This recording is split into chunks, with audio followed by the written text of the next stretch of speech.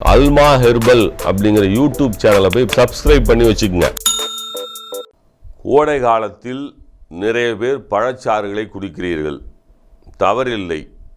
ஆனால் இந்த கோடை காலத்தில் பழச்சாறுகளுக்கு பதிலாக பழங்களை அப்படியே சாப்பிடுங்கள்.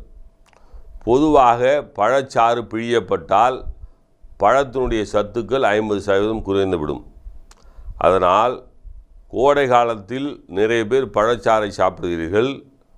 அந்த பழச்சாறுகளை பால் ஊற்றாமல் அப்படியே சாப்பிடுங்கள். அதில் ஐஸ் கட்டிகளை போட்டு சாப்பிட்டால் பழச்சாறு சாப்பிடுவதை விட்டுவிடுங்கள் தயவுசெய்து. அதில் எந்த பலனும் இல்லை. தேவையில்லாமல் காசை கரியாக்கி கொள்ள வேண்டாம். கோடை காலத்தில் சாப்பிடக்கூடிய பழச்சாறுகள் மாதுளம்பழச்சாறு, அதே போல் மில்க் ஷேக் என்று சொல்லி சாப்பிடுகிறீர்கள், அதையெல்லாம் வேண்டாம். மாதுளம்பழச்சாறு சாப்பிடுங்கள். பப்பாளி கோடை காலத்தில் உடம்புக்கு சூடு தரும். மாம்பழமும் சூடு தரும், பலாப்பழமும் சூடு தரும்.